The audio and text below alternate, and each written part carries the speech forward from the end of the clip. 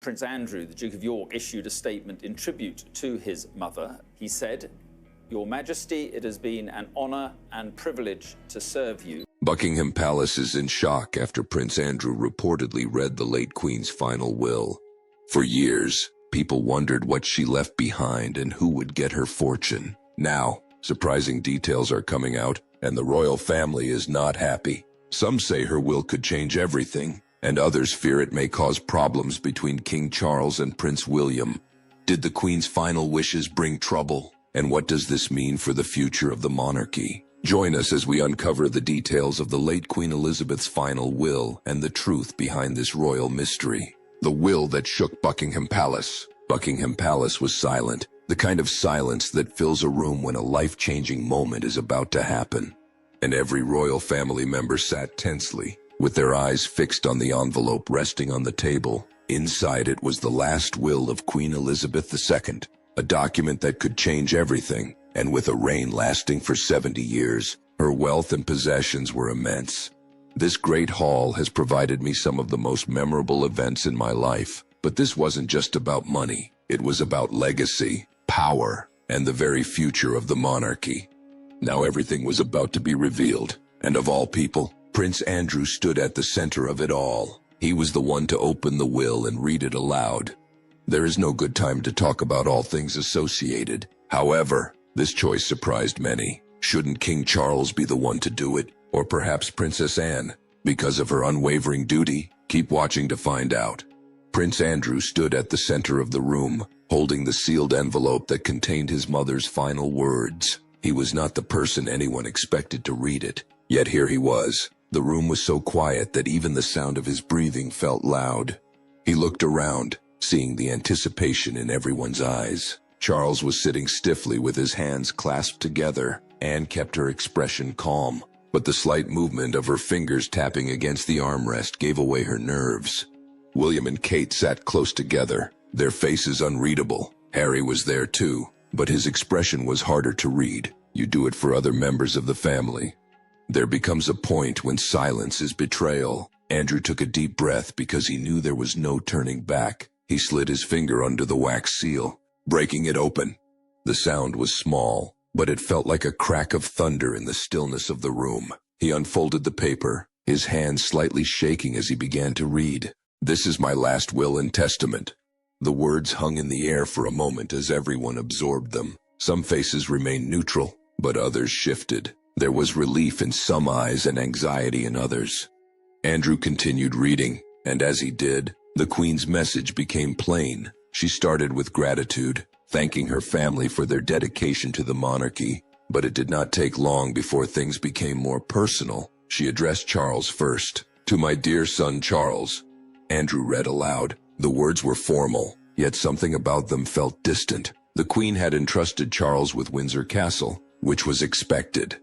He had been prepared for this role all his life, so there were no surprises there. Charles remained still, though his jaw tightened slightly. Andrew could tell that his brother was waiting for something more. That was the key element in this, what he was doing, but it didn't come.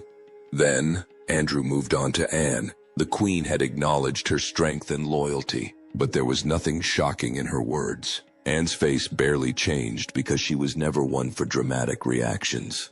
"I would necessarily have what we do, we hope, contributes to the monarchy in the way in which." Then the unexpected part came. The Queen had made a decision that was unlike anything seen before in the royal family. Instead of following the long-standing tradition of passing down Balmoral estate to a single heir, she had chosen a different path. Balmoral, a place deeply personal to the Queen, would belong to the entire family rather than just one person. This decision broke away from the way royal estates had always been handled. Normally, such properties were inherited by a single heir, reinforcing the idea of direct succession and clear ownership. However, the Queen had deliberately changed the rules, leaving everyone in the room stunned. However, the silence that followed was not just about surprise, it was about understanding the deeper meaning behind her choice. Balmoral was not just any estate, it was the Queen's personal retreat, a place she loved dearly and where she spent some of her most cherished moments. By choosing to share it among the entire family, She was sending a message that went beyond property ownership. This was about more than just land or tradition. It was about unity. For decades, Balmoral had been a sanctuary for the royal family, a place where they could escape the public eye and simply be together. It was where they celebrated, mourned, and created memories away from the pressures of royal life. By ensuring that the estate remained accessible to everyone, the Queen was making sure that Balmoral would continue to serve as a place of connection for generations to come. This decision forced the family to stay linked no matter how far apart their personal lives and choices took them. Some had seen this as an attempt to maintain control even in her absence, but it was clear that her intentions were rooted in something much deeper. The Queen had witnessed firsthand how distance, disagreements, and personal ambitions had created divisions within the family. She had seen members drift apart, with tensions often making headlines and private disputes spilling into the public eye. By keeping Balmoral as a shared space, she was encouraging them to remain a family, despite their differences. This choice also symbolized something greater than just family unity. It reflected her understanding that the monarchy's strength came not from titles or properties, but from relationships. A divided royal family would only weaken the institution she had spent her life upholding. By tying them together in this way, she was ensuring that, at the very least, they would always have a reason to come back to one another. The room remained heavy with thought as they heard this. Many saw this decision as a challenge, while others may have understood it as an opportunity. Either way, it was undeniable that the Queen had changed the future of Balmoral, and in doing so, had made a final, powerful statement about the importance of family. However, as Andrew moved on, Catherine received something significant as well. The Queen had left her the Vladimir tiara, one of the most valuable pieces in the royal collection. It was a symbol of grace and history, and now it was in Catherine's hands. Her expression did not change much, but Andrew noticed the slight flicker in her eyes. It was subtle, but it was there. Then, Andrew read something that made the room change again.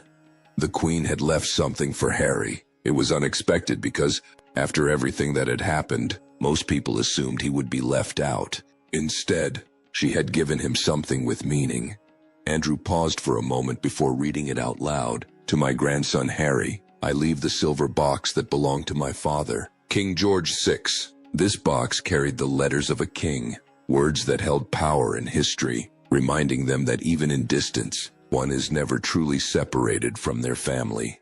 However, the air in the room changed immediately after the message was read out loud by Andrew. William shifted slightly in his seat, glancing at Harry, but Harry's face remained unreadable. Was this an offering of peace, or was it a message to remind him of what he had walked away from? No one could tell.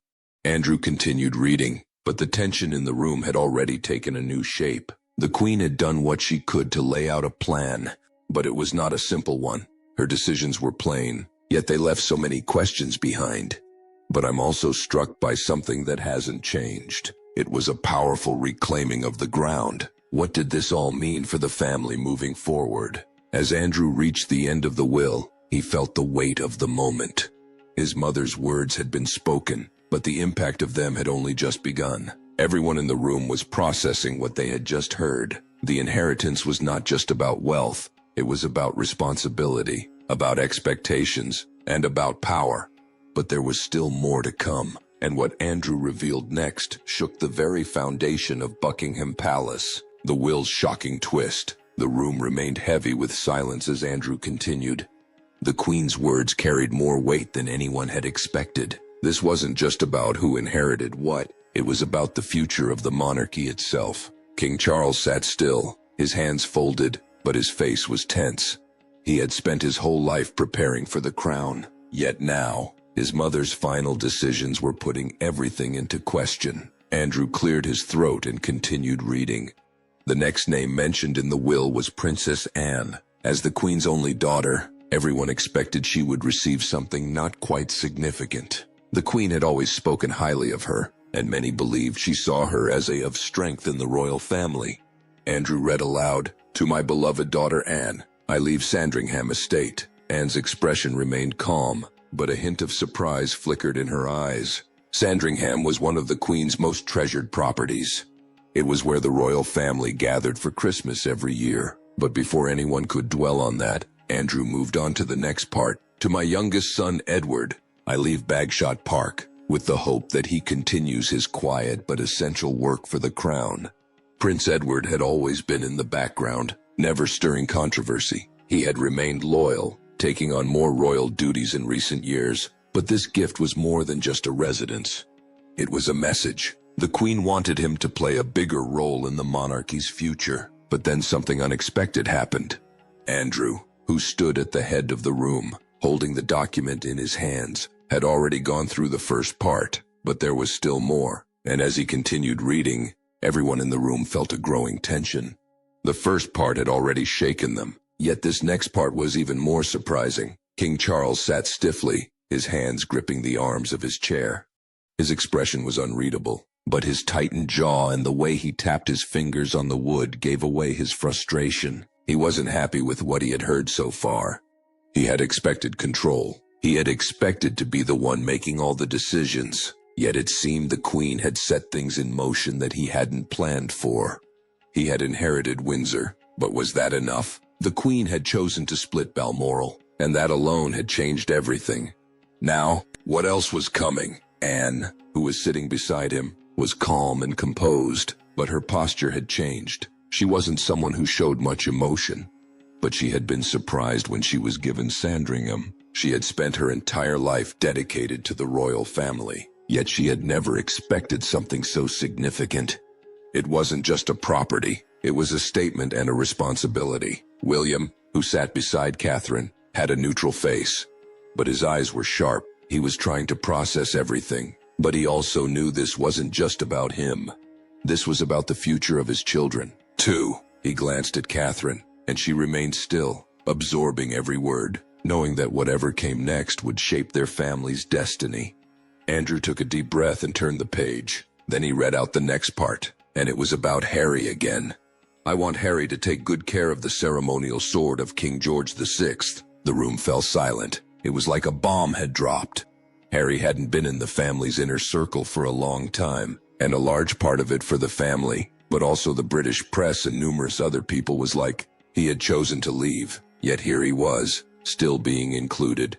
The ceremonial sword was no ordinary object. It wasn't just a decoration. It was a symbol of strength, history, and royal duty. It represented the values that had shaped the monarchy for generations. And now the Queen had given it to Harry. William's face hardened. He had tried to remain composed throughout the reading, but this was too much. His hands clenched into fists, and he struggled to hide his anger. Harry had walked away. He had abandoned his royal duties, yet he was still being given something so meaningful. William couldn't understand it. Charles was just as unsettled as his son William. His usual composed demeanor was breaking. The sword was a sign of trust, a recognition of duty. But Harry had turned his back on that duty. Was giving him the silver box not enough? Why would the Queen give him something so important? Anne, however, remained still. She had seen many conflicts in the family over the years, and she knew better than to react. But even she couldn't deny the weight of this decision. The sword was more than just a gift. It was a message. And Andrew didn't dwell on it for too long as he continued reading, ignoring the whispers in the room. To my great-grandchildren, Prince George and Princess Charlotte, I leave not only the treasures of our family, but also the knowledge I have gained over the years. Catherine took a deep breath. She had been waiting for this moment. She knew the Queen had always been fond of George and Charlotte, but this wasn't just about gifts only, but about passing on a legacy. The Queen wasn't just leaving them material things. She was leaving them wisdom, guidance, and expectations. She was making it clear that they had roles to play in the future of the monarchy. This was bigger than the titles or estates. It was about shaping the next generation. William felt the weight of it too. Worried or her legacy to be that, William and/or Harry. He wasn't just raising his children. He was preparing them for something much bigger. The monarchy's survival depended on them, and the Queen had made sure they understood that. Andrew turned another page. To my great-grandson, Prince Louis, I have left a letter written by hand. A letter for you to learn from, to guide you as you grow. It was a simple letter, yet it carried so much meaning. Louis was still young, but the Queen had thought about him too. She knew that one day he would have questions. One day he would need guidance, and she had left something just for him. Catherine felt a lump in her throat. The Queen had always been thoughtful, but this letter was something personal. It was something Louis would one day hold in his hands, knowing that his great-grandmother had written it just for him. The room remained silent. Everyone was still processing what they had just heard, but Andrew wasn't finished. Andrew looked around the room before turning the final page. There was still one last thing. To my son, King Charles, I leave my private collection of letters, diaries, and personal writings. These are not for the public. These are for you to understand, to reflect, and to remember. Charles blinked. He hadn't expected this, and they see their future being totally destroyed. The Queen had left him most of her private thoughts, the words she had never shared with anyone else. These writings held her fears, her hopes, and her reflections on the monarchy. They were the deepest part of her, and now they belonged to him.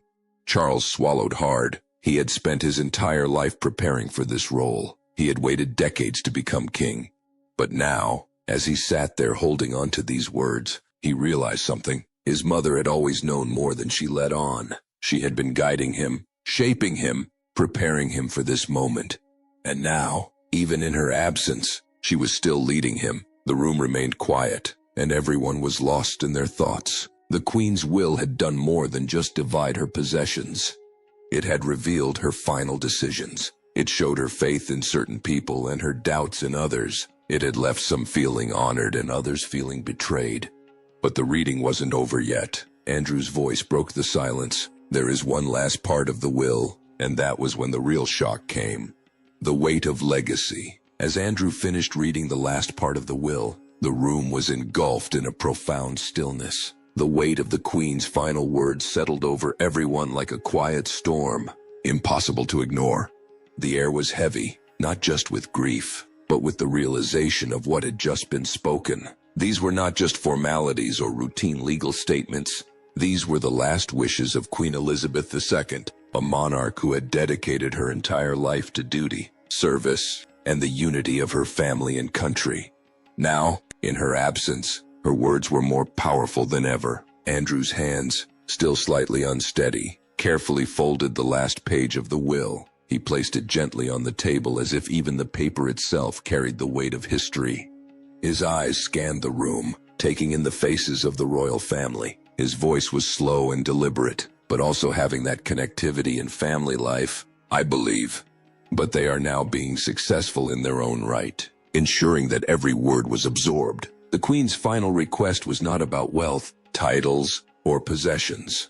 It was about something much greater. It was about unity. She had hoped that despite the tensions, disagreements, and wounds of the past, her family could find a way to remain strong together.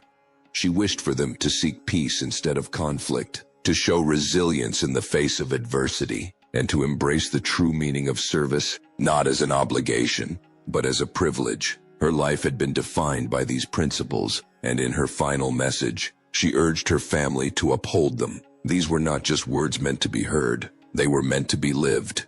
The message struck deep as each of the royal family was lost in their own thoughts and felt the weight of her request. For years, tensions had simmered beneath the surface. Conflicts, personal choices, and public scrutiny had strained relationships within the monarchy. And yet, at this moment, those divisions felt small compared to the Queen's vision of what they could be. Some sat in silence, processing the enormity of her words. Others looked toward one another as if searching for answers or perhaps the courage to begin the process of healing. No one spoke, but the impact was undeniable. The Queen's voice still carried influence, even from beyond the grave. Charles sat still, his hands folded together. His face was composed, but there was a stiffness in his posture. He had spent his entire life preparing for this role, knowing that one day he would take the throne. Yet even with all that preparation, the reality of it was still overwhelming. His mother had guided him for so many years, setting the example of what it meant to lead with dignity. Now, he was expected to uphold those standards, to carry forward a legacy that had endured for generations. This was challenging. He had expected his transition to be straightforward, but now he realized that his mother had left him with something much greater than just a title. So close to where my beloved mother, the late Queen, is laid to rest, she had left him with expectations, a framework that he had not entirely anticipated. He would not have unchecked power. He would have to work within the structure she had put in place, ensuring that the balance she had created remained intact. It was not what he had envisioned, but he had no choice but to accept it. But what weighed on him even more was the division within his own family. The will had reminded him of something he could not ignore, the fractures that had formed over time. His own relationship with his sons, William and Harry, had been tested. His sister Anne, ever the steadfast one, had remained loyal and dependable, but even she had seen the struggles they had faced. And Queen Elizabeth dedicated this national war memorial in honor of all those who paid the supreme sacrifice in the Great War. And now, in the Queen's final words, there was a call for something he wasn't sure was possible: unity. Anne, on the other hand, sat quietly, absorbing every word with deep reflection. She had always been the one who expected little, who worked tirelessly without seeking the spotlight. Her mother had trusted her with Sandringham, and while it was a great honor, it was also a heavy responsibility. But that was the kind of duty Anne had always embraced. She had watched her mother rule with grace, never allowing personal feelings to interfere with the bigger picture. Anne understood that more than anyone. Yet, as she sat there, she could not help but think about the moments they had shared, the quiet afternoons spent riding horses together, the long conversations about tradition, about what it truly meant to serve. The Queen had not been one to express emotions openly, but Anne had always known how much she cared. And now, without her, it was up to them to hold everything together. For Catherine, the realization was just as powerful. The Vladimir tiara was now hers, a symbol of grace and continuity. But more than that, it was a sign of what lay ahead. The Queen had not chosen her lightly. It was a reminder that one day, she would be Queen Consort. She had always known it, of course, but now it felt real in a way it never had before. William, too, felt the weight of what had been said. He had known his grandmother as more than just the Queen. She had been his guide and his mentor. From a young age, he had been taught the values of service and duty, and he had always looked up to her strength. But as the words of the will settled in, he realized something else. She had seen the future, had understood that times were changing, and she had left them with the responsibility of shaping what came next. And then there was Harry, who was mentioned twice, despite his absence from the monarchy. The ceremonial sword of King George VI had been entrusted to him, and that decision alone had caused a stir in the room. It was a symbol of honor, of history, yet it had been given to the one who had chosen a different path. Harry had stepped away from the monarchy, seeking a life outside of it. Yet his grandmother had still included him in her final wishes. That spoke a lot. For William, it was frustrating. He had remained loyal and had done everything expected of him, yet it felt as though Harry was still being given recognition. For Charles, it was another reminder of the complications within their family. For Anne, it was simply another moment of realization that no matter how much things changed, family ties would always be there, woven into the fabric of their history. And for some, it felt undeserved. He had stepped away, chosen a different life, and yet the Queen had still acknowledged him. It reminded them that no matter how much distance existed, he was still a part of the family's story. The younger generation had also been given a role to play. Prince George and Princess Charlotte were now heirs to more than just titles. They were inheriting the values and lessons of their great-grandmother, a responsibility that would shape their futures. And even little Louis had been included. However, as the reality of the will settled in, the atmosphere in the room remained tense.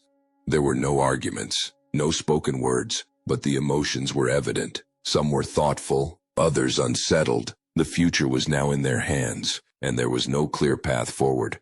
And at the end of it all, even those who had not been given direct inheritances understood the message. The Queen had left behind more than material wealth. She had left behind a vision, a structure that would define the monarchy moving forward.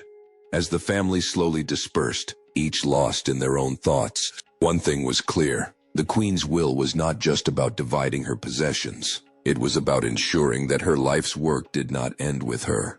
And her reminder of their strong, unbreakable ties was both a comfort and a challenge. Bonds of blood, duty, and history had brought them here, but those ties could only endure if they were nurtured with understanding, forgiveness, and shared purpose.